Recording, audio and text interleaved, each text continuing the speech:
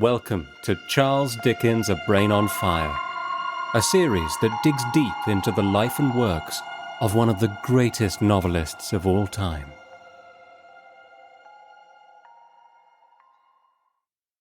Hi everyone.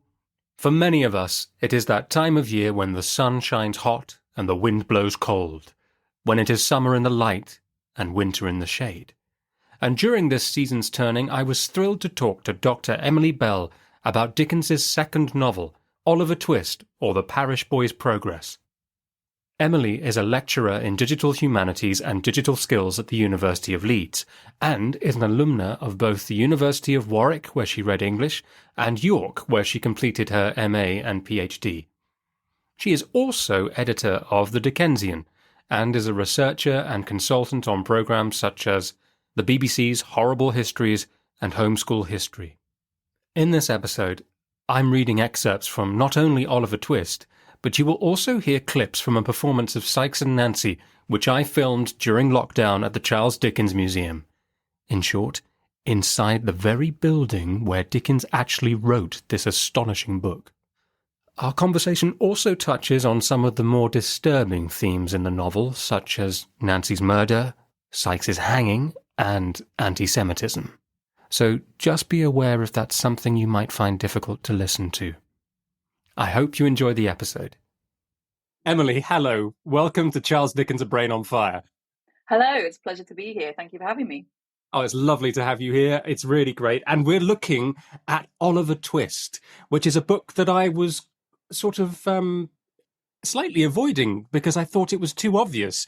And I thought I knew it. And I thought, well, I don't need to really, I'll leave that a bit further along.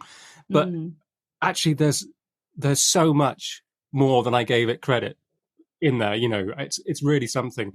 What are your first impressions looking at it again? I always introduce it to students, and I always feel bad about introducing it to people as a glorious mess of a novel, because there's so much going on and there's so many different genres at play. And the characters that seem to be the focal characters, so Oliver himself is one of the more boring characters to me in the text. But there's so many other interesting things happening with the characters that are kind of peripheral and move to the center. And we have the heavy satire and the melodrama. So there's a lot going on. And you can see Dickens playing with style and playing with the serial form. But as you say, people feel like they know the novel, often from adaptations, that kind of smooth out some of the problems of the text, I think, or some of the things that readers find more difficult.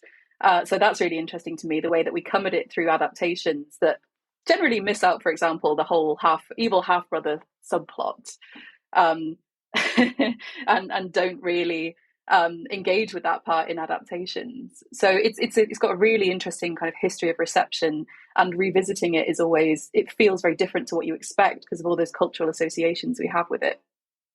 I think that's completely right. And I think for often in people's minds, they're thinking, do you like Oliver Twist? They're thinking, how much do I like the songs that Lionel Bart wrote?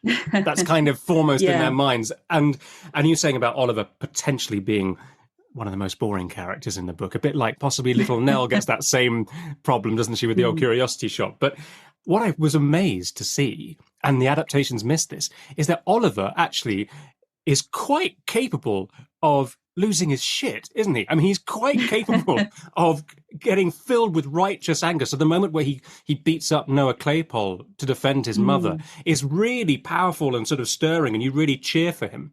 So it's almost like there are other aspects there. There are other aspects there that I didn't know were there. But having said that, he does kind of seem to me get written out of his own story quite a lot. The things move on without him. They do. Don't they? And we start off with this kind of story that feels like it's going to be the life journey, a kind of Bildungsroman, developing Oliver's character over his childhood, over his life. And that's not really the direction that we end up going in. I think at the beginning of the novel, we've got more of a sense of his personality, the kind of famous "Please, sir, I want some more," and a moment where Dickens says that he was at risk of falling into brutality and kind of stupidness by lack of food, by his treatment. And as you say, that moment where he really does stand up for himself. And then we sort of lose a sense of that a little bit as we pan to the other characters and we meet this very vibrant cast of criminal characters in London who take centre stage more and more. Lord Melbourne complained that he didn't want to read about pickpockets and coffin makers, but Queen Victoria found it very interesting. I think for me, the thing I really recommend about it is that it shows Dickens working out his art. And his friend and biographer, John Forster, talks about this as the moment that he gets his higher purpose in social reform, where, Pickwick Papers is a series of fun sketches. And at this point, we're starting to move into tackling really specific issues of the time. And it's the first novel that he ends up attaching his name to. So with the first printing, he sends it back to have Charles Dickens on it rather than Boz. So that moment when Charles Dickens really becomes Charles Dickens, everyone's expecting him to fail. They think that he can't do a follow-up as good as Pickwick. There's a wonderful quote of someone saying something like, he goes up like a firecracker and he's going to come down like the stick. They don't think that the second album, as it were, is going to go well. And it's quite different. And it shows Dickens playing with the serial form, the kind of almost cliffhangers at the end of the chapters that would be the installments from Bentley's Miscellany. And it shows, as I said at the beginning, that mess of different styles that draws on, for example, the influences that Dickens has from his childhood, the people that he loved to read, such as Smollett, such as Fielding, such as Jonathan Swift, who wrote Gulliver's Travels. That really satirical 18th century style is how the novel starts. And I always kind of read it out when I'm talking about the novel because it's unsustainable. It's very funny. That really high satirical style that it begins with sort of goes away. And then we have this more melodramatic influence. And he addresses us and tells us about his style in chapter 17 in a very famous passage as well. Dickens speaks to us and he tells us what he's trying to do. And he's explaining to us why we have these comic scenes and we have this very melodramatic tone in other scenes. It is the custom on the stage, in all good murderous melodramas, to present the tragic and the comic scenes in as regular alternation as the layers of red and white in a side of streaky bacon. The hero sinks upon his straw bed, weighed down by fetters and misfortunes. In the next scene, his faithful but unconscious squire regales the audience with a comic song.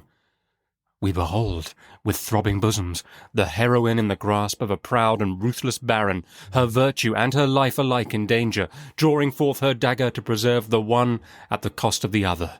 And just as our expectations are wrought up to the highest pitch, a whistle is heard, and we are straightway transported to the great hall of the castle, where a grey-headed seneschal sings a funny chorus with a funnier body of vassals who are free of all sorts of places, from church vaults to palaces, and roam about in company carolling perpetually. Such changes appear absurd, but they are not so unnatural as they would seem at first sight. So part of what he's getting at in this passage then is that in real life, comedy comes on the heels of tragedy. This is something that we deal with and we understand in life, but that in fiction might feel ridiculous. It's a fantastic statement of intent almost, isn't it? That chapter 17. Absolutely. And the paragraph after that goes on to think about skill and craft and think about the craft of the author. And it's him kind of being very self-aware of what it is to create popular entertainment as well. So to draw on popular entertainment and use it to convey those messages. But do you feel there's anything self-conscious in the way that he's writing there?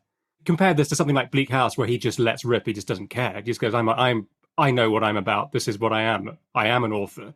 I am a great author. But there's something in the way that he's sort of setting out his stall and explaining to his audience, by the way, this is what I'm trying to do. I think you're absolutely right that he is thinking self-consciously about what it means to be an author. And again, that weight of expectation on him for that second novel, while he was still finishing Pickwick. So that's not even finished when he starts. And he ends up starting Nicholas Nickleby before he's finished this one. So part of, for him, what it means to be an author is to write a lot and try and make enough money to make this his profession. And another part of it then is how he situates himself, how he finds his voice amongst his heroes and amongst popular entertainment of the time. And I think that's what's really interesting about this kind of statement of artistic and creative intent. So picking up Oliver Twist, I feel like the first thing that's helpful to the reader is an understanding of what these poor laws were. Yeah, absolutely. So the workhouses had existed for quite a long time, certainly since the 18 teens. The kind of workhouse that Oliver goes to is in existence in a similar kind of way. But there's a really distinct change to the law in 1834, which is the Poor Law Amendment Act. And what that does is changes the way that support can be provided within communities.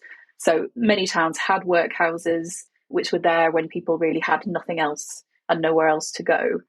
But a lot of towns were able to kind of choose to provide what we call out relief to people. So if you were an agricultural labourer whose work was seasonal, kind of did harvest work and so on, you'd be out of work for a while, they could provide money to you in your own home to keep you going until work could come through.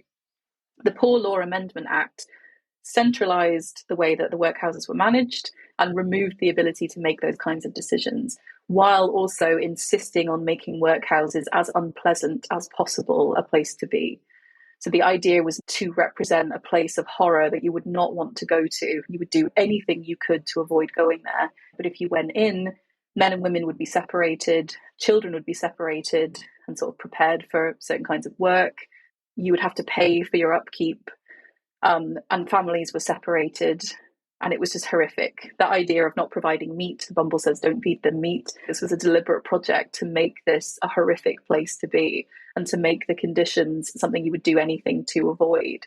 So that's why we start the novel with this very pointed satire, the sense that here is an innocent child that's being put through the system. So even if somebody's on board with adults being forced into this position, if they have no money, here is a true innocent going through the system and highlighting the horrors of it for us.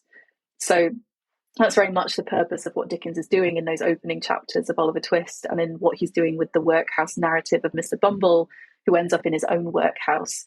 It's a kind of righteous justice for someone who is perpetuating this system on other people and truly believes that the poor deserve this kind of treatment. So yeah, this is a really important context for the novel, and Dickens is doing really interesting stuff with how he satirizes it and how he presents it, in terms of the hunger of it, in terms of the kind of narrowing of people's minds, both those who run it and those who live in it, that Oliver might become brutalized and might become stupid just because of the horrible conditions that he is subject to. That's so interesting, isn't it? You know, that idea of the brutalization of the children makes them appear stupid, and they're misread by the board that they have to stand in front of so often, aren't they? It reminds me also of Bumble always saying that they're ungrateful as well. They're difficult, they're ungrateful because they're half-starved and malnourished. But there's that awful, sort of very dark section where Oliver nearly becomes a chimney sweep, I think. They're talking in detail about, how to get a boy out of a chimney if he's stuck. Well, light the fire, light it really hot so his feet burn, so he wriggles himself free. It's a fantastic satire, but it's weighted down with very, very harsh truth, isn't it? Yeah, absolutely. And children chimney sweeps died. And George Cruikshank, the illustrator for the novel, he did later claim that he came up with the whole idea for the novel. So we have to take what he says with a pinch of salt. But one of the things that he says is that he drew Dickens's attention to an article published in the Times about baby farms, which Oliver ends up in. So Mrs. Mann's is a baby farm where people would take on children for money, these kind of orphan children, and so many of them would die due to mistreatment, malnourishment, and so on. So underlying this satire is the real horror of so many children being absolutely thrown away because the idea of support for the poor is the bare minimum. And that's it. The night was bitter cold. The snow lay on the ground, frozen into a hard, thick crust, so that only the heaps that had drifted into byways and corners were affected by the sharp wind that howled abroad, which, as if expending increased fury on such prey as it found, caught it savagely up in clouds and, whirling it into 1,000 misty eddies, scattered it in air. Bleak, dark, and piercing cold. It was a night for the well-housed and fed to draw round the bright fire, and thank God they were at home, and for the homeless, starving wretch to lay him down and die. Many hunger-worn outcasts close their eyes in our bare streets at such times, who, let their crimes have been what they may, can hardly open them in a more bitter world. How do you feel that Dickens feels towards these criminals that he I don't include Nancy as one of them, but, Sikes, Richard Dawkins, the Artful Dodger, and Fagin. Do you feel like Dickens himself has sympathy, perhaps, for Fagin at the end? I definitely think that Dickens does have sympathy for Fagin at the end. And I think it gives so many of the problems of the style of the novel. Because if we see Fagin as many people have done, a kind of satanic representation, where the first time we see him, he's standing over a fire holding a pitchfork, essentially.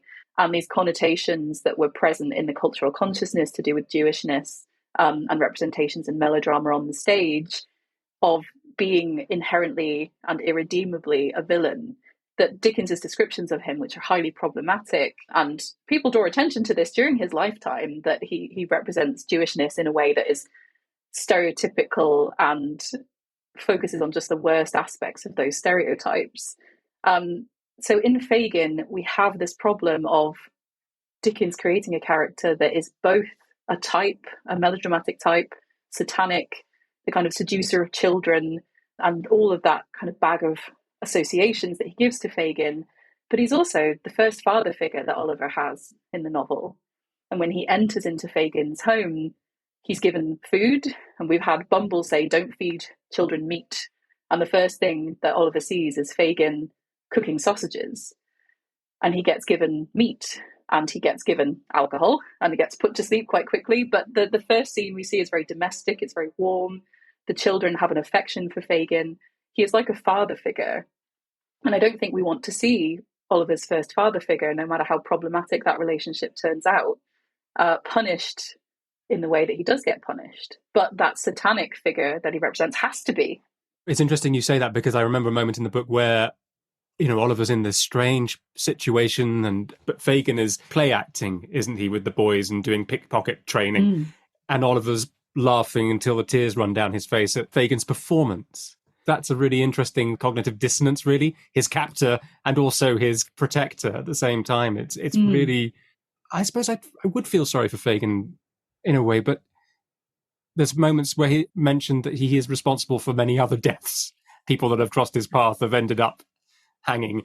So it's a tricky one, isn't it? I'd be interested to know about Sikes, though, because Sikes is just a monster, really, isn't he? But something I noticed reading it was that before he's told the essential lie by Bolter and Fagin about what Nancy's been up to, Sikes says something like, "Out with it, look sharp, or Nance will think I'm lost." As in, Sikes is taking a moment there, and it's the only moment I can find where he's thinking about somebody else at home worrying about him coming home late. Do you see what I mean? Because Nancy sees something in Sikes that nobody else, I don't even know if Dickens does, that nobody else gets to see, that there's a chance of even reforming him. I don't know.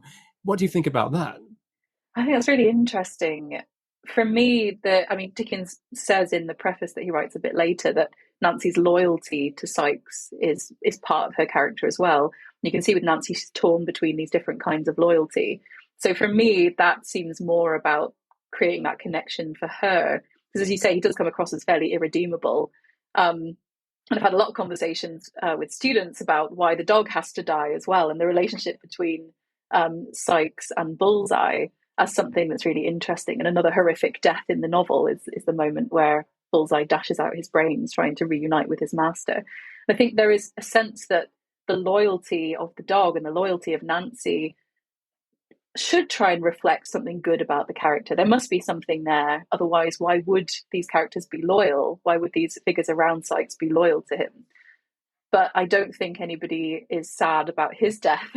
Everyone's sad about the dog when it comes to that moment, rather than about Sikes himself. Well, it's interesting. Yeah, Bullseye, the dog, he's quite threatening towards the children, isn't he? He's not necessarily a dog that you warm to initially, but when Sikes takes that decision when he's fleeing to drown Bullseye, and I think it's one of the most fantastic passages that Dickens writes there, about the dog having a sense of how can the dog understand what Sikes is planning to do, but the dog has a sense that Sikes is calling him to kill him, and he runs off. He's very good with animals, isn't he, Dickens?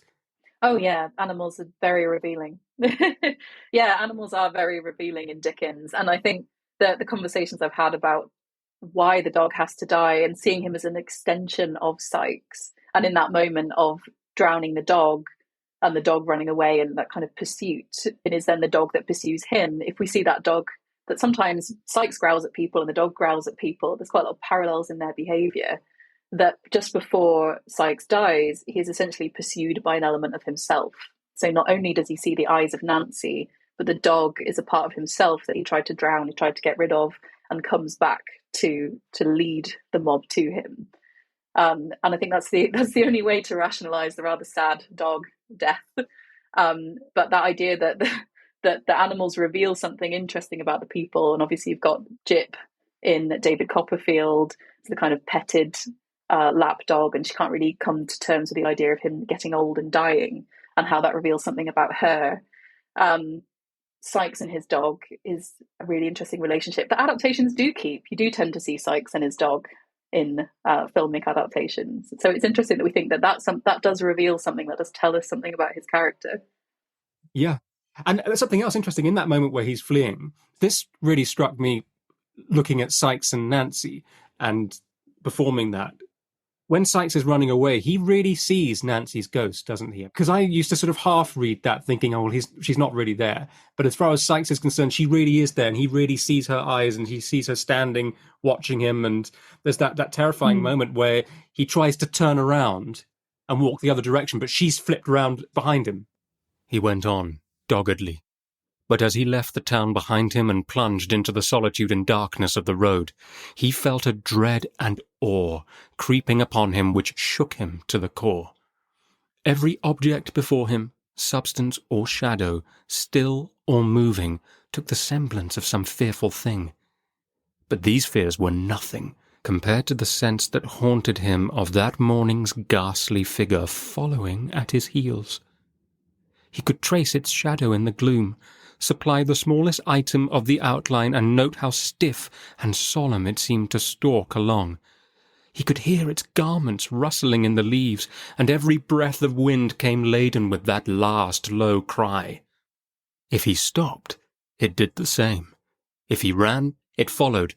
Not running too, that would have been a relief, but like a corpse endowed with the mere machinery of life and borne on one slow melancholy wind that never rose or fell.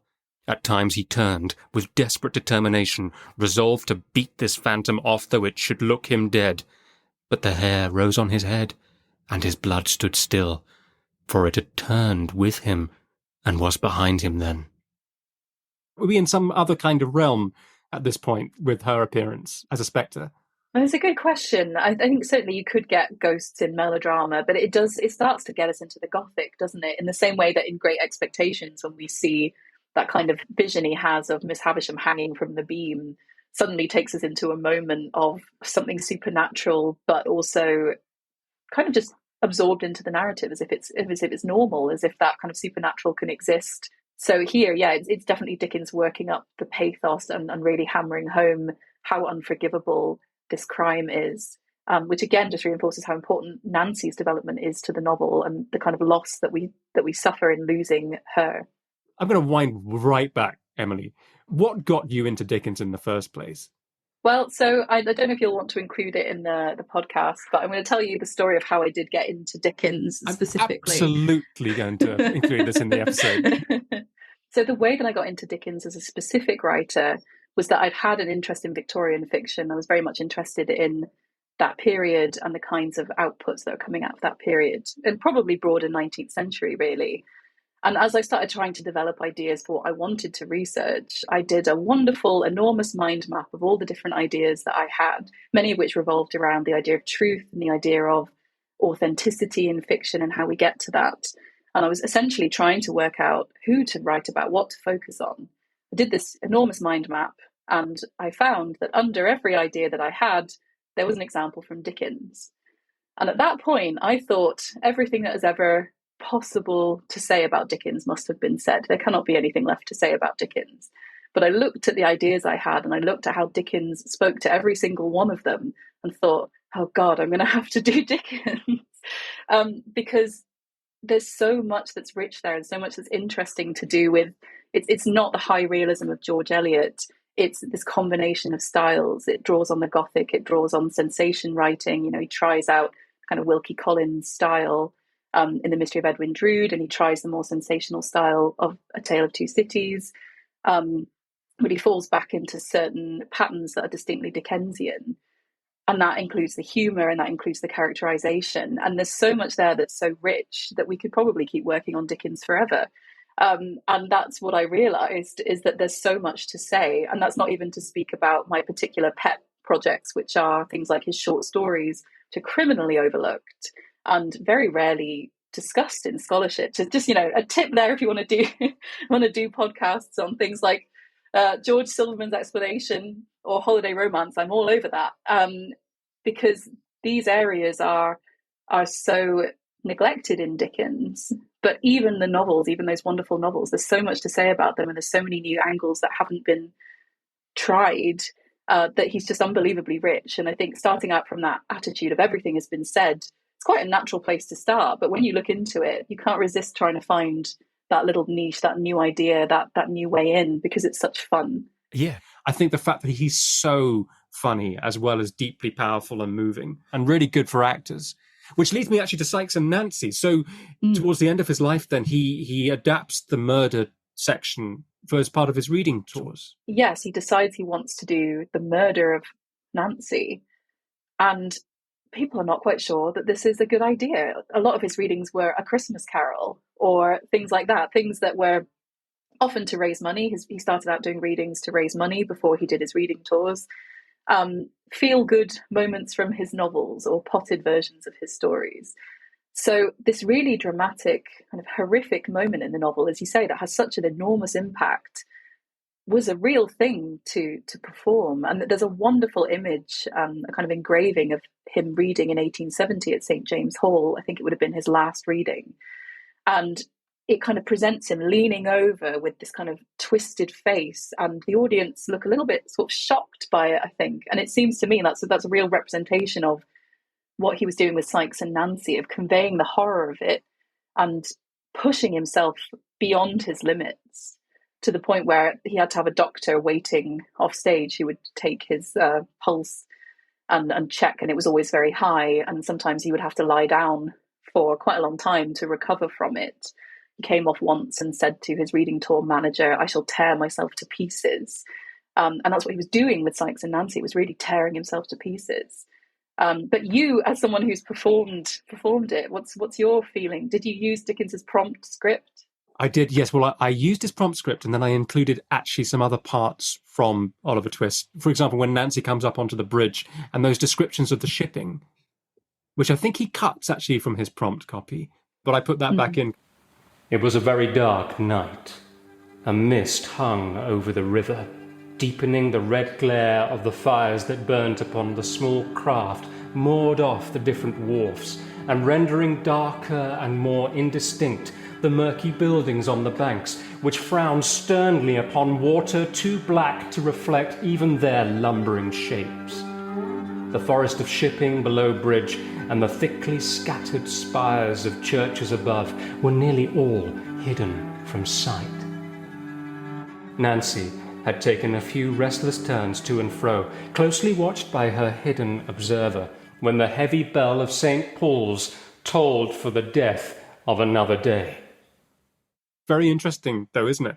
Looking at prompt copies and seeing how he's quite capable of ripping up pages of his own books and not having a problem, and rewriting, scribbling and rewrites and all sorts. But with him performing it, it's just so interesting. What do you think's driving him? Because he must have a sense then that the greatness of this novel is perhaps Sikes and Nancy.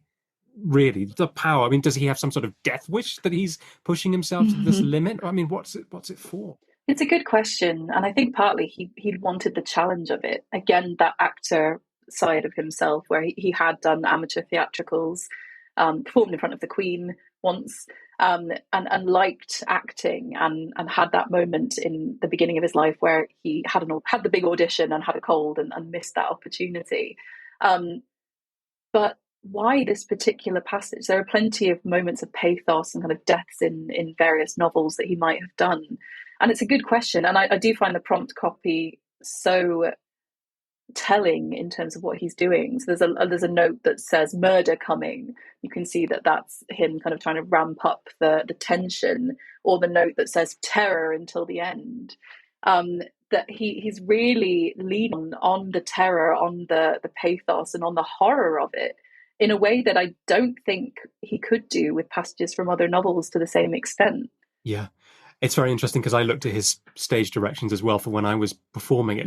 And as an actor, you approach it. It's, it's been 150 odd years. You don't follow to the letter everything he says. You think, well, no, I'm gonna find my way, and if it feels right to do that, I will. But the line that he underlines, and struck her down very, very heavily. And I remember looking at that thinking, well, I might not shout that actually. I might something else might happen. Of course, when I came to film it, I completely bellowed and struck her down.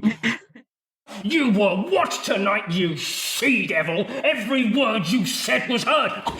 Then, if every word I said was heard, I spared you, Bill. Bill, you haven't got the heart to kill me. Oh, think of all I've given up, this one night accepted, for you. Bill, for dear God's sake, for your own, for mine, stop before you spill my blood. I have been true to you upon my guilty soul, I have. The housebreaker freed one arm and grasped his pistol.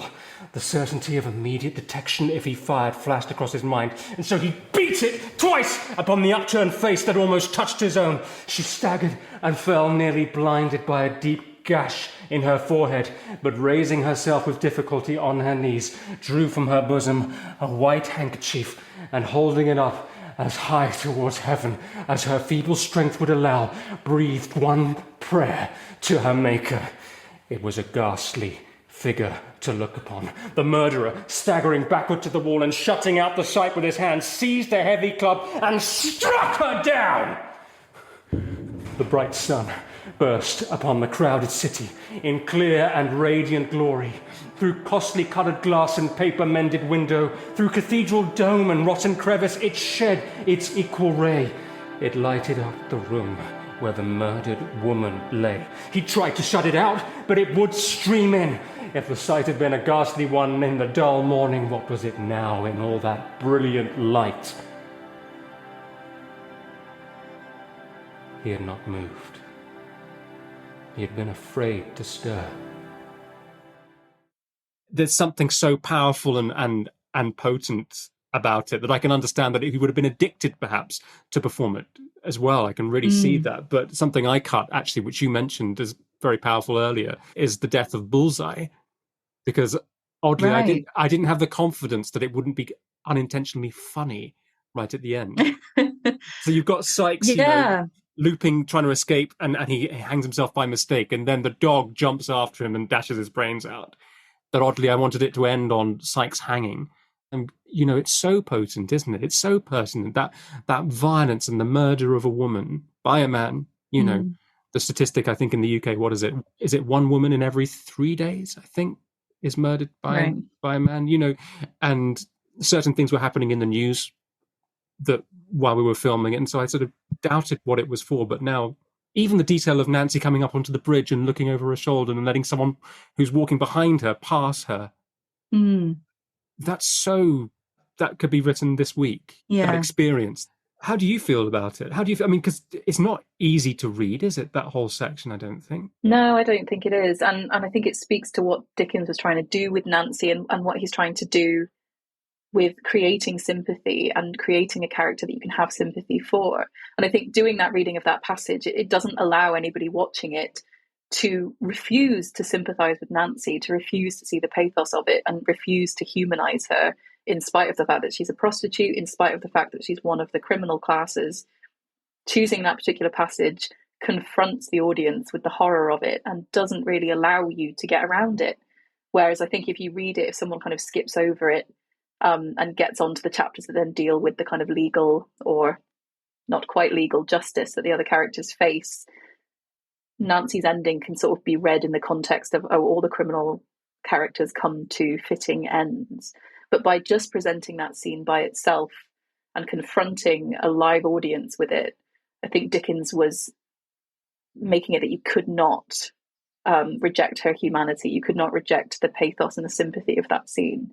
So the passage from the introduction then, he says, "It has been observed of this girl that her devotion to the brutal housebreaker does not seem natural, and it has been objected to Sikes in the same breath, with some inconsistency, as I venture to think, that he is surely overdrawn, because in him there would appear to be none of those redeeming traits which are objected to as unnatural in his mistress. Of the latter objection, I will merely say that I fear there are in the world some insensible and callous natures that do become at last utterly and irredeemably bad. But whether this be so or not, of one thing I am certain, that there are such men as Sikes who, being closely followed through the same space of time and through the same current of circumstances, would not give, by one look or action of a moment, the faintest indication of a better nature. Whether every gentler human feeling is dead within such bosoms, or the proper chord to strike has rusted and is hard to find, I do not know, but the fact is so, I am sure.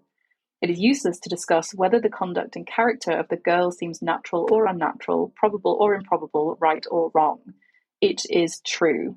And that sentence is in capitals. Every man who has watched these melancholy shades of life knows it to be so. Suggested to my mind long ago, long before I dealt in fiction, but what I often saw and read of in actual life around me, I have for years tracked it through many profligate and noisome ways and found it still the same. From the first introduction of that poor wretch to her laying her bloody head upon the robber's breast, there is not one word exaggerated or overwrought. It is emphatically God's truth, for it is the truth. He leaves in such depraved and miserable breasts the hope yet lingering behind, the last fair drop of water at the bottom of the dried-up, weed-choked well. It involves the best and worst shades of our common nature, much of its ugliest hues and something of its most beautiful. It's a contradiction, an anomaly, an apparent impossibility, but it is the truth. I am glad to have had it doubted, for in that circumstance I find a sufficient assurance that it needed to be told. So to me, that sense there of, he calls her the poor wretch, and he says every part of her journey is true, and this is God's truth, and there is sympathy in it. By confronting the reading public with just that moment that most has to gain our sympathy, as I said, I really think he's forcing us to feel that. And the horror of it. So even if we don't think about the morality of the rest of her character and what she does, in that moment, he's saying there is no other reaction. You have to feel sympathy. You have to feel the horror of this. That's amazing, Emily, isn't it? To hear it from his own mouth is so powerful. And that section, the hope that he talks about at the end.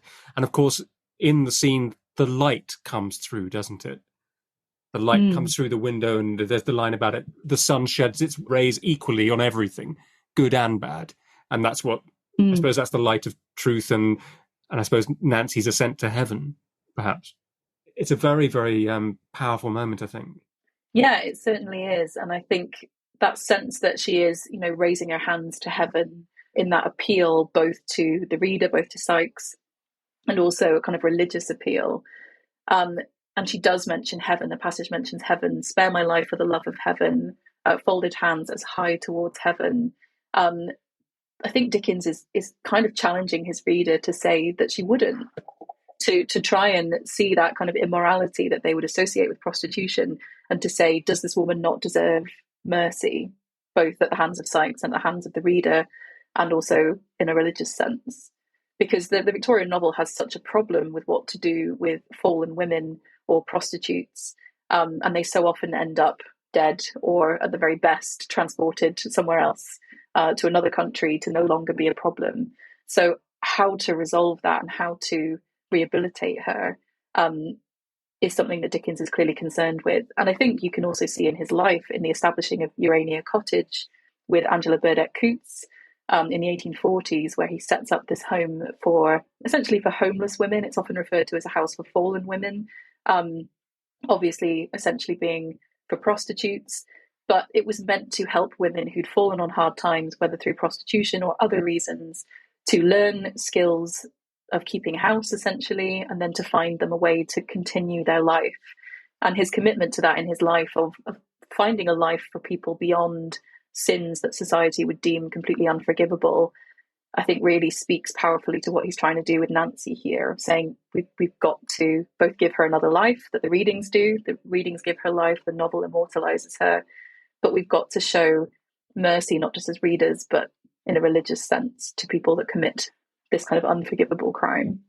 It makes me think that one of the sad things about Nancy's death, of course, is that she could have escaped. Brownlow and Rose on Waterloo Bridge, they give her the chance that very night to just be spirited away in a carriage, go abroad. Nancy doesn't believe that she deserves to be saved, I feel like. And her last words are all about Bill, aren't they? While he's killing her, she's saying, for your sake, Bill, don't do this. Think about what will happen to you if you do this. She has such a sort of nobleness of spirit and character as well. Yeah, absolutely. And that loyalty, where she will not give him up. She will not do what he thinks that she has done, essentially. And that tragedy of it all coming too late. So at the end, she says, we must have time, a little time. The whole point of the conversations about saving her is that she feels like it's come too late. And again, that sense in Victorian fiction that once a woman has transgressed in this way, it is always going to be too late. And that repetition of the idea of time, and that at the very end, the last words that she says, it's never too late to repent. They told me so, I feel it now, but we must have time, a little time. She's not given that time. But the reader, the kind of Victorian lawmaker, kind of Victorian voice of morality, does have time to try and think about how to address this issue, and not allow people to be thrown away forever. And I think that's also partly why, speaking as we were earlier of slightly more minor characters, that we see Charlie Bates, who is not quite as fun as the Dodger, but he's there, try and reform, essentially. And this idea that are these children, we don't know how old Nancy is, but obviously Dodger is older than Oliver, but still a child. At what point do we decide people are irredeemable and are criminals forever? Is there a chance of repentance, or even, I wouldn't say repentance, because these are children that have been forced into a particular kind of life, but a way for them to escape from that? Yeah, absolutely. Well, I think you've answered the question why this scene in the book, and why Dickens takes it on, and why it's so extraordinary and powerful. I mean, it's as powerful, I think, I don't know if you think this, but I feel like it's as powerful as anything he wrote afterwards. Any of his later novels, however great they are, the whole Sikes and Nancy section is just astonishing, isn't it? Yeah, absolutely. It does have an enduring power. It's a wonderful moment. I'm always very interested in the tiny, forgettable characters that get cut in adaptations because you can't justify putting them in. Are there any ones that stand out for you in this book? Well, I think one of the ways of getting into Dickens's representation of Fagin and thinking about what he's doing with Jewishness and the kind of anti-Semitism of the novel is thinking about a really minor character that pops up, whose name is Barney. Barney is just another Jewish character, another criminal Jewish character. And we have this scene between Barney, Sikes, Fagin, and Nancy. And it's interesting because there's more stereotypes here as well. So Dickens still describes Barney in similar terms to Fagin. Quite often he calls Fagin repulsive. He applies the same thing to Barney. But Barney notably has a lisp, which is another stereotype of Jewish characters, particularly on the stage, that happens in this period. So people being critical of Dickens's representation of Jewishness and Jewish identity, it's not even that we can just say Fagin is meant to represent a kind of satanic seducer, and therefore that doesn't quite justify but explains what's happening. There's another opportunity that Dickens has here, and he still makes some of the same mistakes. So I think Barney is a character of essentially one chapter. I'm not sure if he comes up again, in fact. Is really interesting in thinking about what Dickens is succeeding with, and what's problematic here in how he's dealing with Fagin. Yeah. On the anti-Semitism, I imagine a lot of casual readers of that period would not have necessarily thought that it was anti-Semitic. Yeah, it's fairly typical of the time, which is not to say that there was not better representation. In some of Thackeray's novels, there's kind of better, more authentic Jewish representation. But he was definitely called up on it during his lifetime. In 1854, the Jewish Chronicle asked why Jews alone should be excluded from the sympathizing heart of this great author and powerful friend of the oppressed. And he essentially tried to defend himself and said he'd made Fagin Jewish because, in his words, it unfortunately was true of the time to which the story refers that class of criminal almost invariably was a Jew. The mud lay thick upon the stones, and a black mist hung over the streets. The rain fell sluggishly down, and everything felt cold and clammy to the touch. It seemed just the night when it befitted such a being as the Jew to be abroad. As he glided stealthily along, creeping beneath the shelter of the walls and doorways, the hideous old man seemed like some loathsome reptile, engendered in the slime and darkness through which he moved, crawling forth by night in search of some rich offal for a meal. So he did claim that he had no bad feelings about the Jewish faith. He had he wasn't trying to say anything about that. But a little bit later, Eliza Davis writes to him, and she is a Jewish woman, protesting against his portrayal of Fagin, and says that he is encouraging prejudice against Jewish people. And so then when Dickens is doing a later edition of Oliver Twist, he does change the text a little bit. So he essentially changes references to Fagin as the Jew, which encourages us to see him as this kind of melodramatic stage type representing all of those negative connotations, and starts to call him Fagin more often, use his name and get away from the sense that he is meant to represent the entirety of that identity. And that happens in his Last Night Alive. That chapter was the Jew's Last Night Alive, and it becomes Fagin's Last Night Alive.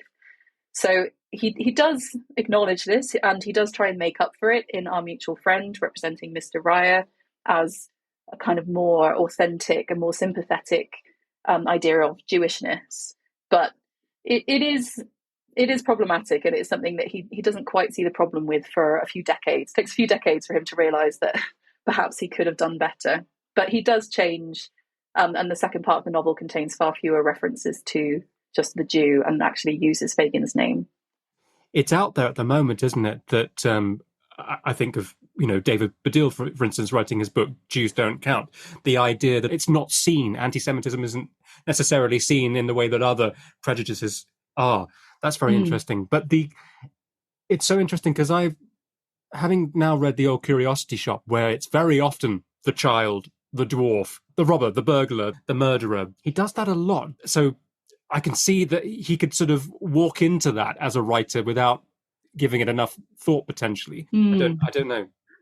And the idea is so interesting, isn't it? The idea that he rewrites his manuscript then, and just thinking of Roald Dahl at the moment, that story out there. Yeah, and it's nice that Dickens was the one that made the change. I think that makes a big difference.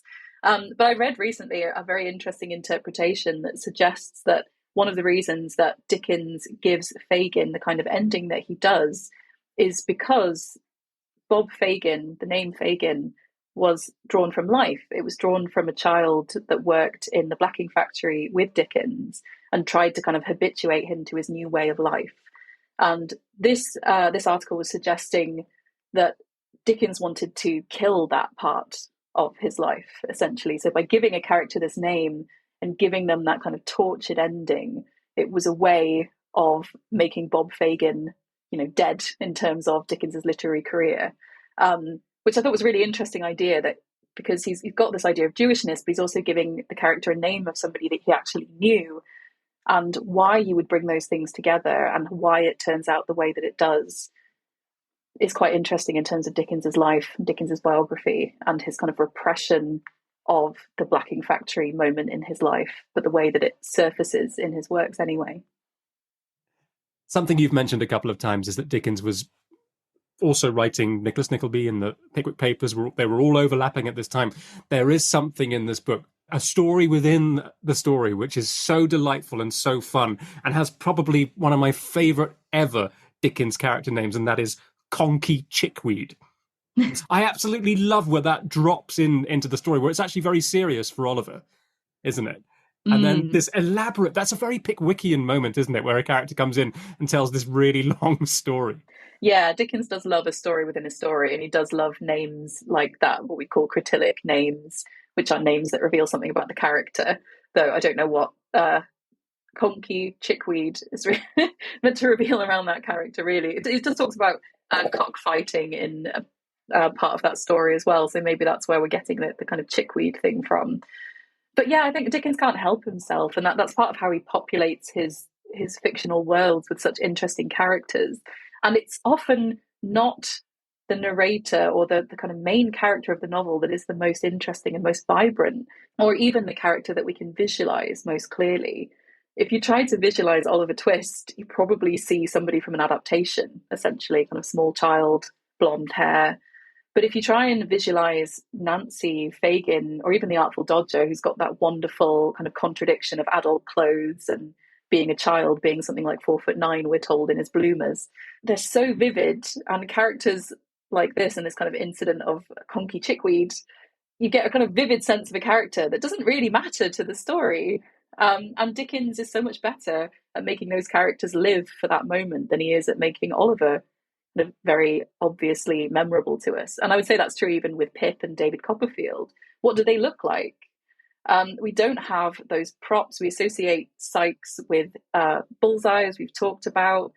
We associate certain characters with objects and with animals. But with his main characters, they're a little bit of a blank. Yeah, that's interesting. It's because they're looking out through their, certainly for Pip and David, you're looking out through their eyes, aren't you? So you're never looking at, yeah. Is the story of Conky Chickweed, is it someone who fakes being burgled? Have I remembered that right? And then every day he goes through this kind of elaborate ruse of chasing someone down the street who's stolen something. And it turns out that there was never anyone there and that he'd been doing it himself or something. I love those moments. I love those moments where Dickens seems to disturb himself. So the entrance of Grimwig, isn't it? Grimwig, yeah. Who knocks on the door, and it's the most bizarre character, isn't he? That goes on about how he'll eat his head if this happens or doesn't happen. What's he all about? Why is he there? Because who else would put him in? Which other writer would do that? Yeah, it's a good question. And again, these characters that have almost catchphrases when they come in. And I think that speaks to a few different things in Dickens. And one of them is serial novels, where these characters who are not main characters, they're not going to develop, they're not going to change. They serve a little bit of a plot function. You need people to remember them. And it's 24 installments. It's 2 years that Oliver Twist is published over. So Grimwig, all he needs to do is come in and say, I'll eat my head, and we know who he is and we remember him. But I do think he also illuminates something, thinking about the idea of doubling again, about Mr. Brownlow and the kind of appropriate gentlemanly behaviour. Because he's got the same class position, he's got the same kind of status as Mr. Brownlow. And Dickens is showing us criminal characters, some of whom can be redeemed and some of whom can't. And Grimwig tells Brownlow, Oliver's not coming back. He's going to take your money and he's going to run. And Mr. Brownlow chooses to trust Oliver. And it looks like Grimwig is correct. Oliver doesn't come back, but we know that's not what happens. And obviously he does eventually come back. But Mr. Grimwig then is showing us another kind of middle-class Victorian gentleman who treats the poor as if they're all the same and treats the criminal class as if they are the same and assumes the worst in people.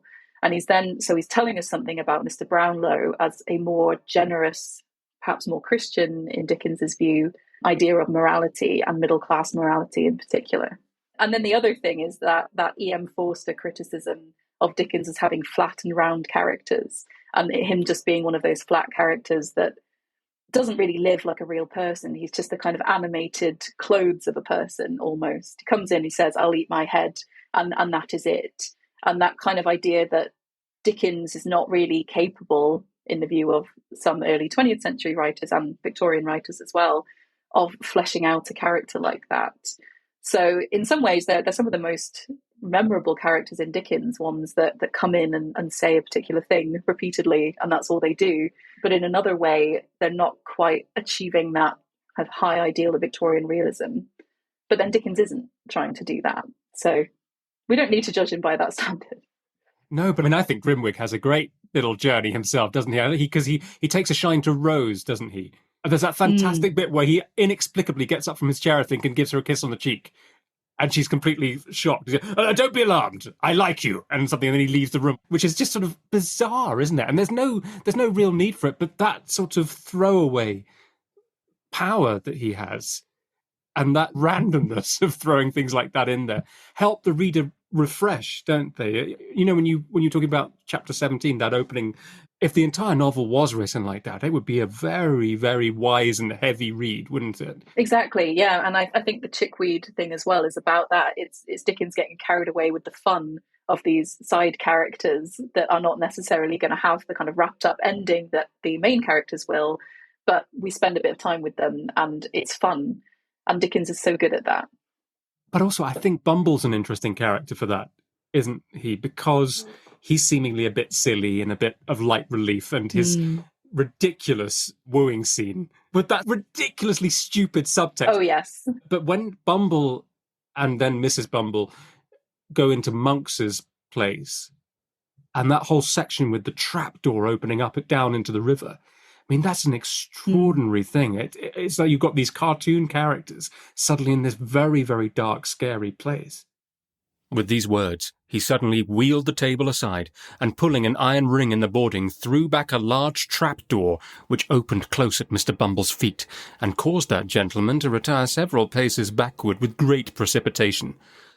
"Look down," said Monks, lowering the lantern into the gulf. "Don't fear me.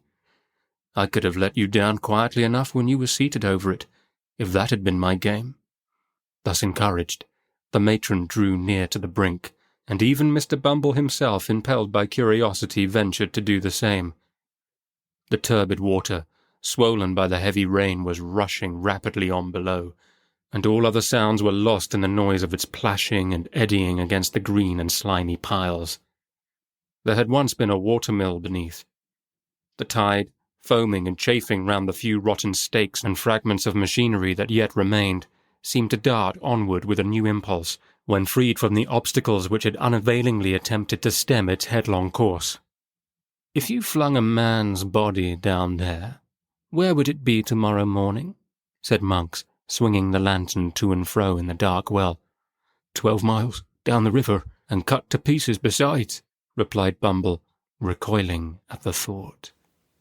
Yeah, I don't know how you feel about the criticism of Dickens then not being able to flesh out the characters. Do you really think that, or do you feel... Because he puts them in situations that suddenly they don't belong. And that's very powerful, isn't it? He puts them in genres that they don't belong almost, maybe. Yeah, and this is kind of like writer's advice that people give, isn't it, to people who are writing today, of saying, okay, put your characters in situations that are completely out of their comfort zone and see what they do. It's an interesting question of the Bumbles and that kind of trajectory for them, because obviously it's part of the satire, the beginning satire, to have Mr. Bumble end up as a pauper in his own workhouse. That is the point of showing how things can change and providing, again, that kind of moral justice that the reader wants for these characters. And it doesn't mean that we can never have sympathy for them, and it doesn't mean that we can never laugh with them or laugh at them as well. And Dickens is so good at all of those things. Yeah, do you feel sorry for Bumble at all? How do you feel towards him? Not personally, no. I mean, I would say that the novel gives you so many avenues for that, and that's not the one that I would go down. Do you? No, I don't think I do. Because he's so proud of being a beadle, isn't he? And it reminds me of a sentence from Bleak House where Celesta Dedlock's introduced something like... Celesta was only a baronet, but no baronet was mightier than he, and you could apply that to Bumble being a beadle. He's so inflated, isn't he, and full of self-importance. He represents something provincial, doesn't he, against the great city. So when he has that thing about how, I'm going to go down to London and give evidence, and I'm going to show those people in London how it all works, and then he just completely is blown to pieces. I think that's an interesting tension, isn't it? That Dickens mocks the provincial mindset of some people. Definitely. And I think also upstarts would be one way of thinking about it. I think of like Uriah Heep and David Copperfield, people that aspire to something that is beyond their station. And with Oliver, it's interesting because Dickens seems to be trying to convey the message that anybody can fall into these horrible situations. But he sort of undermines that because Oliver is of a certain class, speaks in a proper way, doesn't seem to be affected by his circumstances. So him being rehabilitated into the family and the class that he had before, it's kind of a restoration. But characters that actually seek to escape class or to transgress boundaries like that, like Uriah Heep, like Bumble, get punished quite severely for it. And I think that's really interesting in Dickens, this idea of what happens to people who get beyond their station. That is interesting, isn't it? Because, of course, Dickens himself is very much a climber, isn't he, given his origins? It's interesting that he then has a kind of contempt for a lot of other people that are trying to better themselves. Because to be perfectly honest, life is pretty hard, isn't it, if you're kind of low down? So it's understandable that people would want to get on. Yeah, and I think it does come partly from his family history of, his father always asserting that they had this kind of status. And, he essentially bought a a Dickens crest that definitely didn't belong to the Dickens family that they were, and used it for their own. And Dickens ended up using it, this lion crest. So for Dickens, and even in his autobiographical account, the fragment of which we have from John Forster's biography, there's not a sense that this is his class position and he's rising. There's a sense that he is falling from it, and there's a risk of falling from it that needs to be overcome. But there isn't really a sense that of climbing. But then Dickens himself, as you say, he very much was like that. And one of the ways that was really evident was the way that he dressed. He dressed like a Regency dandy in pink velvet trousers and, a buttonhole, his beloved geranium. He dressed in quite an old-fashioned, upstart sort of way. He wasn't really au fait with the fashions of the class that he entered into in the mid-century. He was all right in the 1830s. By the time we get to the mid-century, he's a little bit out of step. Emily, thank you so much. This has been such a brilliant conversation. Yeah, no, this has been brilliant. And as I said, if you ever want to do the weird short stories, or God forbid his poetry, which I've been working on recently, it's not good, but you definitely get a fun conversation out of it. Then yeah, I'm always pleased to talk about that. I would love to do that. That would be really fun. I'll get back in touch about that because I don't know any of his poems. Well, they're not good, but the most fun ones are because he was writing them to Maria Beadnell, his first love. And there's one that satirizes an 18th century poem that's basically imagining everybody in your family as meal items. So it's Maria and all her family as what food they would be. Very long poem on that. So he does like an acrostic for her name as well. So his earliest poetry, it's got those weird 18th century influences again. But he often writes poems in like the autograph albums of ladies in a kind of flirty way.